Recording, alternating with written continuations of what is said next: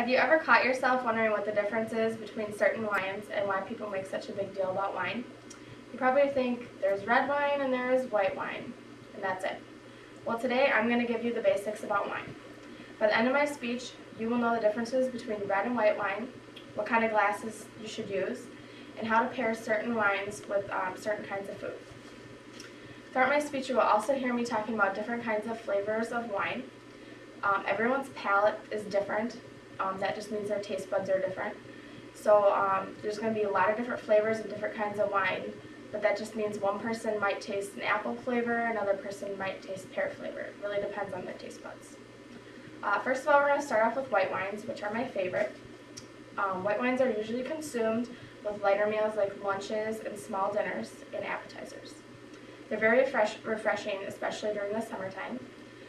White wine should be served between 45 degrees and 40 degrees, or at 50 degrees Fahrenheit.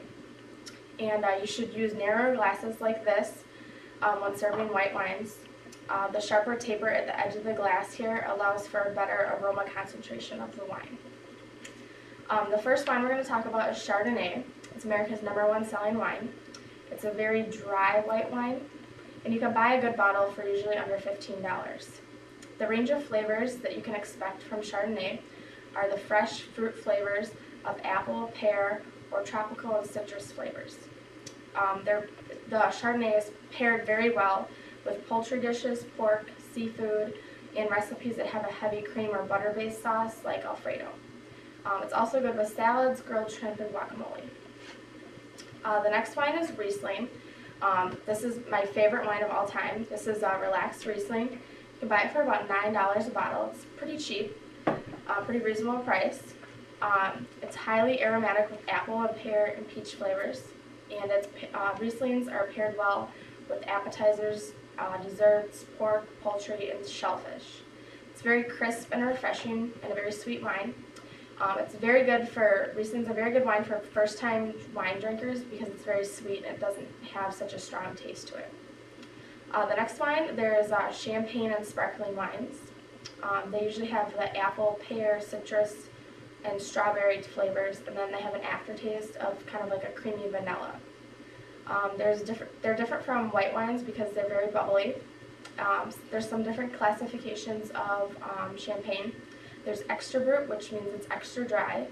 There's brut dry, which is the most popular style, and it's very food friendly.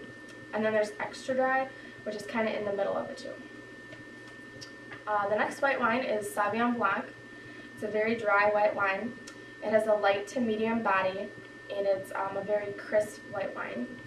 It kind of has an earthy taste to it, like grass, hay, or mineral flavors, and sometimes even you could taste a little bit of a citrus in there. It's a very food-friendly wine, and it's served really good with vegetables, artichoke dip, garlic dishes, Thai food, and poultry.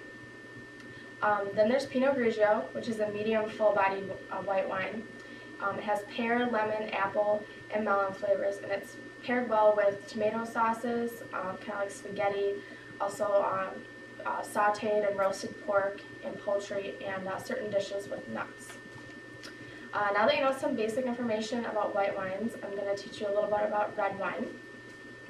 Red wines are usually consumed with heartier meals like your dinner. They should be served at 60 to 65 degrees Fahrenheit. If they're served too cold, it has a very bitter taste.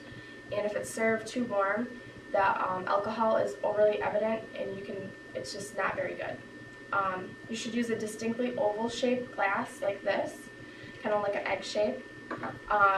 It lets the wine breathe more because it's kind of closed in at the top. There's different classifications of wine. You probably heard me mention earlier, like light-bodied, medium-bodied. A light-bodied wine has less of a presence on the palate. It kind of has like a watery feeling, so it doesn't stick to your tongue as much and it doesn't leave such an aftertaste. Then there's medium-bodied, which is in the middle of light and full-bodied wine. And then there's full-bodied, which has a very high alcohol content, and it has more of a milk-like feeling, so it's a little more thicker, and you can taste the presence on your tongue for a longer amount of time. The first red wine we're going to talk about is Merlot. There's many different kinds of flavors.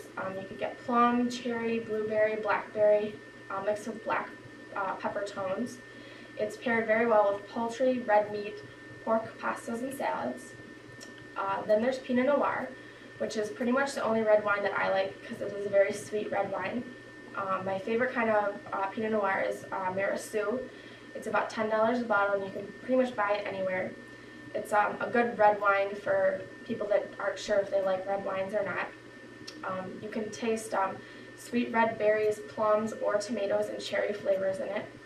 And Pinot Noir is paired well with poultry, beef, fish, ham, lamb, pork, pretty much anything. It's a very, very food-friendly kind of wine. Then there's Zinfandel. There's two kinds of Zinfandels. There's white Zinfandel, and then there's regular Zinfandel. The regular is a pure red wine, and then the white Zin is kind of like a blush wine. The regular Zinfandel has, you can taste raspberries, blackberries, cherries, plums, raisins, and different kinds of spices in it. It's paired well with Cajun food, Asian food, barbecue, and seafood. The next wine is Cabernet. It's a medium-bodied to full-bodied wine. It's a very popular wine in the U.S. It has rich, ripe berry, and sometimes even a tobacco flavor to it. And it's paired very well with red meats and flavorful and hearty red pastas. Also lamb, cheeses, and chocolates. So now that you know some differences about red wines and white wines, you're slowly on your way to becoming a wine expert. You can now plan a dinner party and know exactly what kind of wine to pair with the food that you want to serve and what kind of glasses to serve with the wine so that you get the full effect. If you still aren't sure what kind of wine you'll like, my best advice is to experiment. Buy some cheap bottles of wine, get some friends together, have a little wine tasting party of your own and see what you like. Otherwise, you can always go to wine tastings around Madison, or there's the Wollersheim Winery up in Sauk that you can go to. And I'm pretty sure that the wine tastings are free. So like I said, you just got to try it out, see what you like. Eventually you will find a wine that pleases your palate. So let the wine tasting begin.